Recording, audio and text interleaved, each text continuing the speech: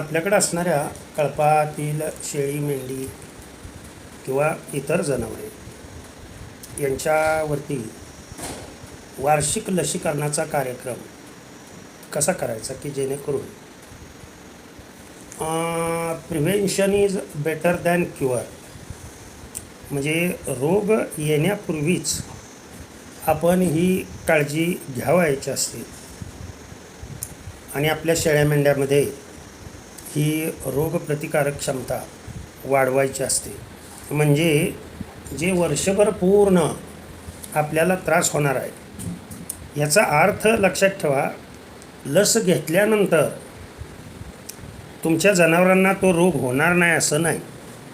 लक्षात आलं का? तुमच्या जनावरांना तुमचा रोग होणार, परंतु तो रोग तुमच्या जनावराची रोगप्रतिकारक क्षमता चांगली असल्यामुळं तुमच्या जनावराला तो रोग काहीही करू शकत नाही आणि तुमची जनावरं त्यातून वाचली जातात. आणि कोणता रोग कधी येईल हे काय सांगू शकत नाही, लक्षात ठेवा. त्याच्यामुळं हे मी अगोदरच टाकायला पाहिजे होता व्हिडिओ, परंतु असू द्या, आता लेट झालेला आहे. अगोदरच्या याच्यामध्ये होता, परंतु हा नवीन चॅनलवरती नवीन व्हिडिओ मी अपलोड करतो आहे. फेब्रुवारी महिन्यापासून ते सप्टेंबर महिन्यापर्यंत आपणाला लसीकरण करावं लागतं. मग ऑक्टोबर, नोव्हेंबर, डिसेंबर आणि जानेवारी या महिन्यात किंवा वर्षभर कुठले जरी रोग आले, बरं ह्या सर्वच लसी टोचायला पाहिजेत असं नाही आहे.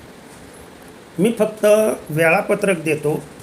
यापैकी आपल्याकडे ज्या रोगाचा फैलाव जास्त असेल त्या रोगाच्या बाबतीत लसी या सरकारी दवाखान्यामध्ये उपलब्ध असतात आणि अतिशय स्वस्त असतात. या ध्यानात आलं का तुमच्या? फक्त ते तुम्हाला माहीत असणं फार महत्त्वाचं आहे.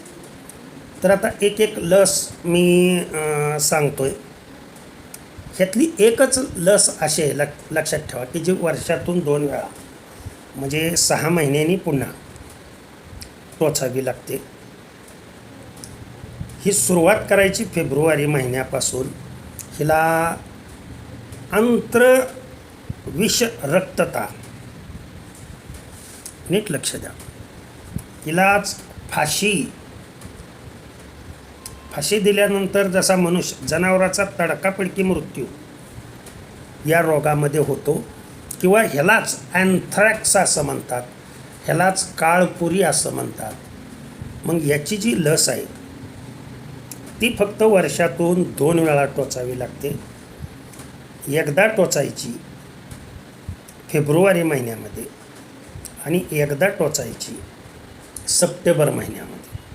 म्हणजे फेब्रुवारीमध्ये जर टोचली तुम्ही, तर फेब्रुवारीमध्ये समजा सुरुवातीला टोचली असेल तर फेब्रुवारी, मार्च, एप्रिल, मे, जून, जुलै, ऑगस्ट आणि सप्टेंबर ह्याचा कालावधी साधारण 6 महिन्याचा कालावधी असतो. किंवा मार्चपासून पुढं मोजा. मार्च, एप्रिल, मे, जून, जुलै, ऑगस्ट 6 महिने पूर्ण झाले की सप्टेंबरमध्ये टोचावी लागतेच. मोठ्या शेळीला याचं प्रमाण आहे 5 ml आणि जी पिल्लं आहेत 2-3 महिन्याच्या पुढची त्यांना 2.5 ml. डॉक्टरकडून लस टोचून घ्यायचे आहेत. असा फारसा काही पूर्ण खंडव्याला तुमच्याशी 500 रुपये खर्च येईल, कारण लस तर मोफतच असते. 1-2 रुपया दिला की म्हणजे जास्त खर्च न येणाऱ्या लसी मी सांगतो आहे. आणि ही लस प्रत्येकाने टोचून घेणे आपल्या जनावरांना आवश्यक आहे. नाहीतर तडकाफडकी मृत्यू हा ठरलेला असतो. मग तो पिल्लाचा असू द्या किंवा शेळीचा असू द्या किंवा मेंढीचा असू द्या. तदनंतर मार्च महिन्यामध्ये दुसरी जी लस टोचायची त्या लसीचं नाव आहे घटसर्प. त्यालाच ब्लॅक क्वार्टर किंवा तिलाच फऱ्या असं म्हटलं जातं.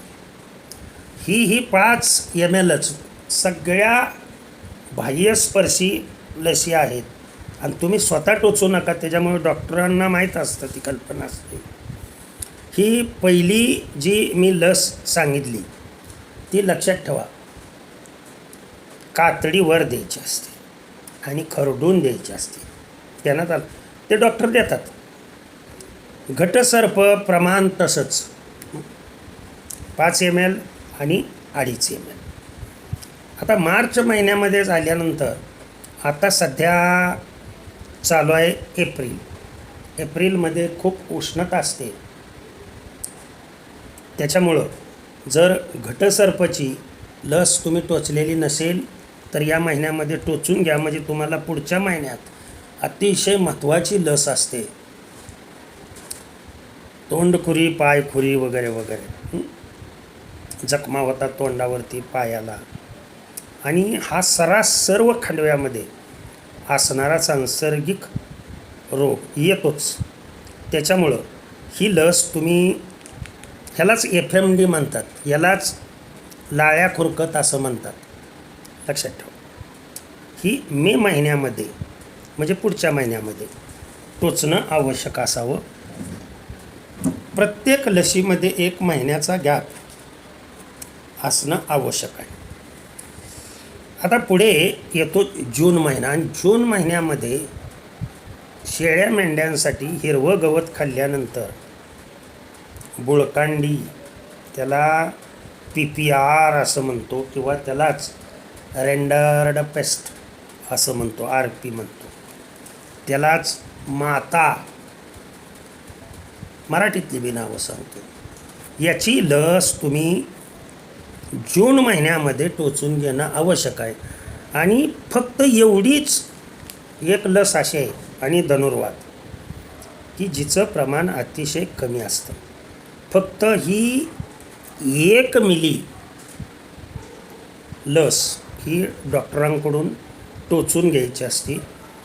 पहा, पुन्हा सांगतोय, लसीचा कार्यक्रम जर व्यवस्थित केला तर मी वर्षभर जी आयुर्वेदिक औषधं सांगतोय त्यांनी तुमची शेळी जी 10 दिवसात बरी व्हायची ती 1-2 दिवसामध्ये नवे तासाभरात शेळी खायला लागेल. मात्र हे लसीकरण तुम्ही करणं हे फार महत्त्वाचं आहे. आता पुन्हा जून गेल्यानंतर जुलैमध्ये काही शेळ्या एका पायाने, पिल्लं एका पायाने लंगडतात, त्याला एकटांग्या म्हणतात. तर ह्याच्यावरती लस जर उपलब्ध असेल तुमच्या सरकारी दवाखान्यामध्ये तर त्याला देणं आवश्यक आहे.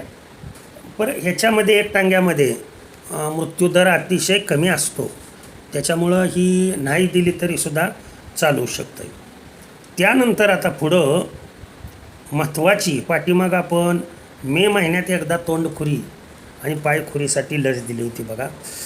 आता ऑगस्ट महिन्यामध्ये पुन्हा एकदा ह्याचे बूस्टर डोस असतात बरं का, ते डॉक्टरांना विचारून द्यायचे.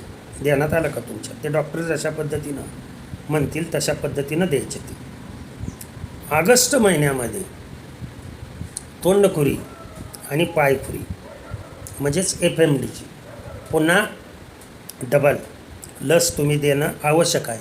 म्हणजे पुढचे जे महिने आहेत, सप्टेंबर, ऑक्टोबर, नोव्हेंबर, डिसेंबर, त्यामध्ये हा प्रॉब्लेम येणार नाही. नाहीतर थंडीमध्ये हा जास्त प्रॉब्लेम ज्यांनी लसीकरण केलेलं नाही त्यांच्यासाठी येतो. ऑगस्ट महिन्यामध्ये हे तोंडखुरी आणि पायखुरी याची लस द्यायची आहे. आणि मी आत्ताच सांगितलं की जी सुरुवातीला फेब्रुवारी महिन्यामध्ये तुम्ही आंत्रविष रक्तता, जिला आपण फाशी म्हणतो, अँथ्रॅक्स म्हणतो, लक्षात ठेवा. ही लस सप्टेंबर महिन्यामध्ये तुम्ही दिली की तुम्ही बिनधास्त झाला.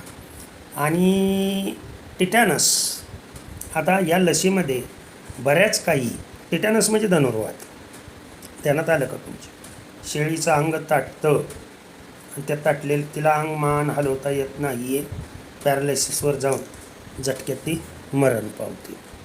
वर्षातून एकदा कधीही द्या, मग तुम्ही कुठल्याही महिन्यामध्ये द्या.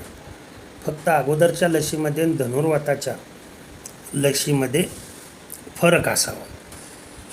आता ह्या जर लशी तुम्ही रेग्युलरली वार्षिक कार्यक्रमानुसार दिल्या, आता ह्यातली 3 वर्षातनं एकदा ही लस दिली, तेवढं म्हणजे आपल्याकडं रोगाचं प्रमाण कमी आहे. बरं अलीकडं काय व्हायला लागलं की बाहेरून लोक माल आणायला लागलेत आणि त्याच्यामुळं आपल्या महाराष्ट्रामध्ये हे रोग फैलावायला लागलेत. मग ते उत्तर प्रदेश असेल किंवा MP मधून असेल, राजस्थानमधून असेल, तिकडं जे रोग आहेत ते रोग इकडं ट्रान्सफर केले जातात आणि ते आपल्या जनावरांना होऊ नये म्हणून ह्या लसीकरणाचा जो कार्यक्रम आहे, वार्षिक कार्यक्रम, पुन्हा तेच प्रश्न कमेंट्स येतात, कुठली लस केव्हा द्यायची, तर ते मी अगोदरच सर्व वर्षाचं वेळापत्रक अगोदरच सांगून टाकलं. तर या पद्धतीनं तुम्ही डॉक्टरच्या सल्ल्याने लसीकरण करावं असं मला वाटतं. शेवटी करायचं का नाही हे ज्याच्या त्याच्या मनावरती अवलंबून आहे. परंतु जनावरे योग्य राहण्यासाठी आम्ही फक्त 2च लसीकरण वर्षातून करतो, कारण आमच्याकडे तेवढा म्हणजे कोणाचा आणत बी नाही आणि घेत बी नाही कोणाचं, ध्यानात आलं का. आणि आमची जनावरं आहेत ती कुणामध्ये मिक्सअप बी होत नाहीत आणि आमच्या रानाच्या बाहेर कधी जात बी नाहीत. त्याच्यामुळं सगळ्या लशी आम्ही काही घेत नाही. परंतु ज्यांची फिरस्ती आहेत त्यांना हा लसीकरणाचा कार्यक्रम करणं आवश्यक आहे. ओके, कुणाची काही शंका असेल तर हा फोन दिलेलाच असतो मी, त्याच्यावरती तुम्ही मेसेज करून सांगत जावा, व्हॉट्सअपवर मेसेज करून सांगत जावा. वेळ मिळाल्यानंतर त्याचं उत्तर मी देत जाईन. लेक्चर असतात त्याच्यामुळं लगेच उत्तराची अपेक्षा करू नका. ओके, रामकृष्ण हरी, विठ्ठल केशव.